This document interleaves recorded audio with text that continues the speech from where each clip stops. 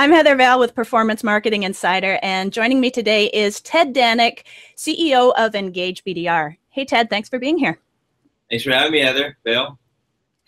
So, these days, of course, people don't just use one device. We're on our desktop computers, we're on our laptops, our smartphones, our tablets. So if we see an ad on one device, by the time we actually get around to making a buying decision, sometimes we just forget what we've seen. So how are you guys addressing this problem? So yeah, I mean, we're dealing with this. We've been talking about this for some time in the press, in other publications. I know that you're surprised that other publications exist besides Performance Marketing Insider. Yeah, really? Wow. There are a couple. So sorry, face. How we're dealing with this? I think that we started talking about household targeting over some time. It's been, we've been talking about it on and off for a couple of years now, but a little bit more than household targeting, that's really much more compelling is household attribution. So really understanding where your consumers are making the purchasing decisions based on where you show them the ads. So from an advertiser standpoint, it's like, hey, we're spending a bunch of money, across a variety of devices. We may not always see the user, or we may not show them an ad on the device that they're making the purchase on, right? So it starts with attribution. We're doing a lot of really cool things there. Geo-specific campaigns where we're targeting mobile devices in specific, very, very granular, specific geographic regions. And so we could say, hey, you know what? Everyone that's gone to, let's use the Vegas thing, because we know how much Pace loves Vegas, and he's actually not trying to move. But so let's just say Hakkasan Group, because they're pretty big, and we may or may not be talking to them about something. Let's say they want to target everyone that is going to specific restaurants and bars and nightclubs in specific geographic regions surrounding Vegas, the markets that go to Vegas, right? So we're saying that, hey, you know what? The volume is really low. You're not really going to be able to spend a lot of money, even if the CPM is really high, because the inventory is so low. Like you're saying, people that are just in this geographic location at that time. So let's say it's 7 p.m. on these bars and nightclubs. How many people are you going to see in these venues? You got to pick a lot of venues to be able to find significant volume of people to market to. So we're saying, hey, let's extend it. We're saying, let's look at the people that have come to those venues. Let's show them ads when they're there because they're in a state of mind. But let's extend it, leverage household targeting to find those same users when they're at home at a different time, when they're able to consume different types of content. So it's we may be showing them shorter content on mobile devices when they're there in state of mind, and maybe intoxicated. So so they forget. But when they're at home, they may be able to consume larger content. So we might show them video ads and longer pre-rolls and things like that, right? So that is leverageable. I think it is much more, it's a compelling discussion. So we know they were there physically, and we use household targeting to make the bridge, a reverse bridge, into into desktop computers, and we might even show them something at work, which is also desktop.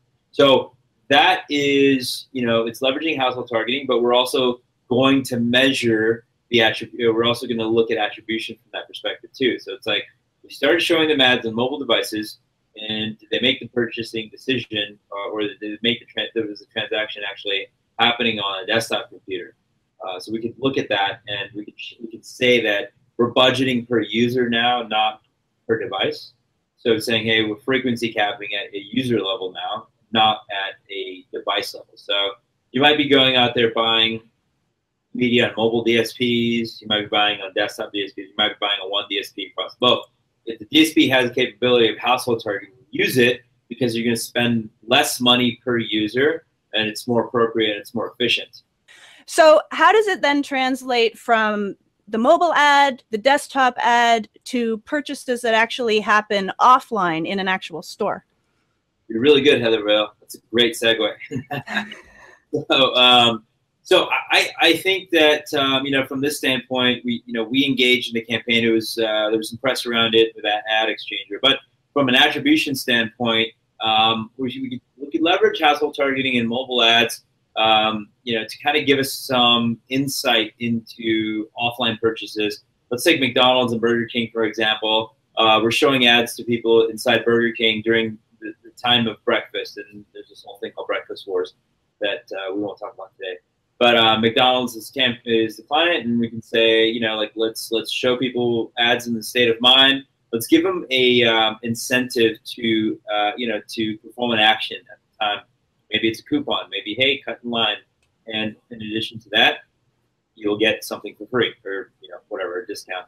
So you can leverage that content and those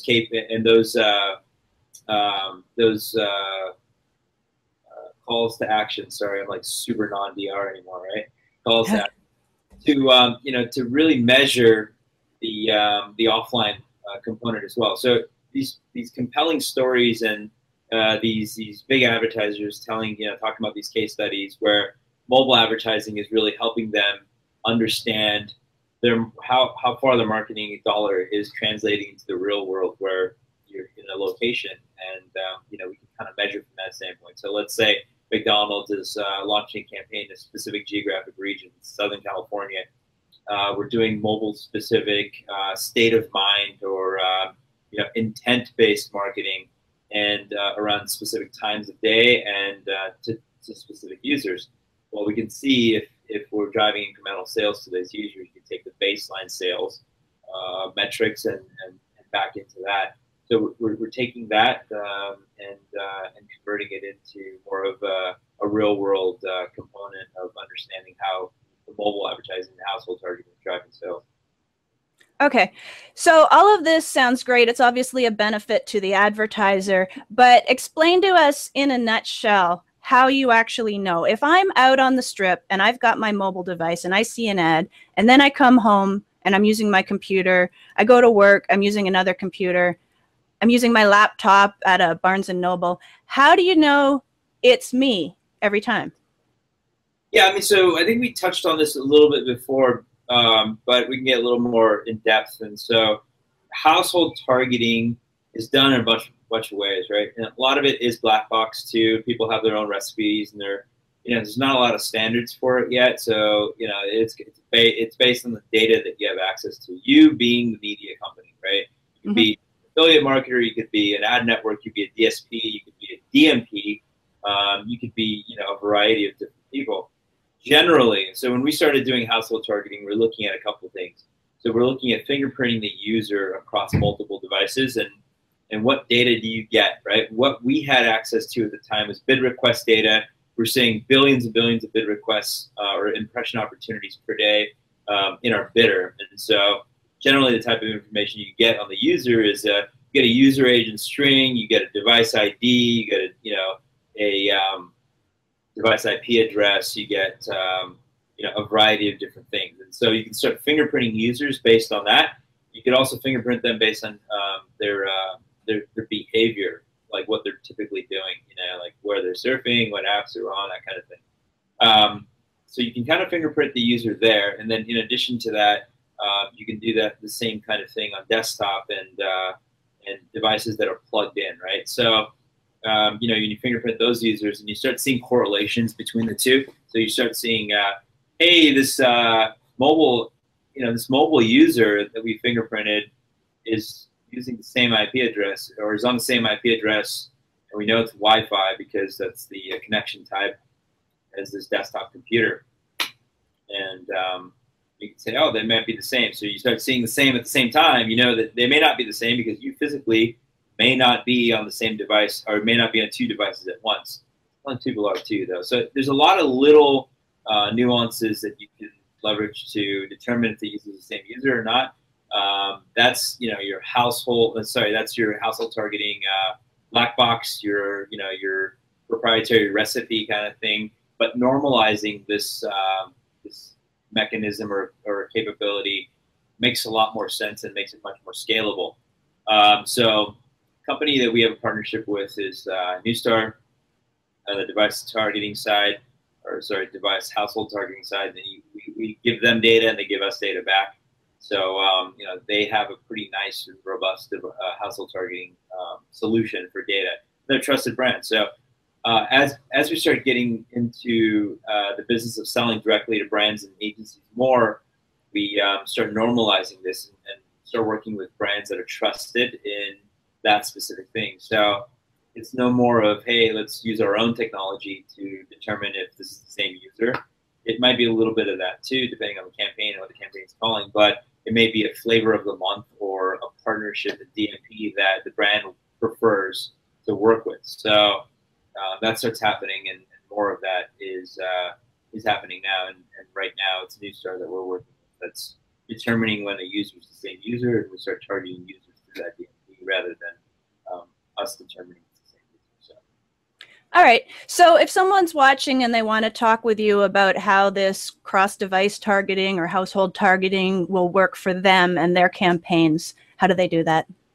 Yeah, you can reach out to us, info@engagebdr.com, or you can email me directly. I'm happy to give you a lot of information, but forget to ask for money sometimes. And it's ted@engagebdr.com. Okay. So info@ted@engagebdr.com. Got it.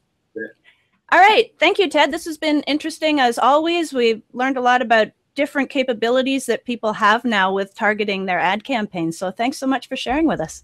Yeah, no, I appreciate your time, Heather Bell.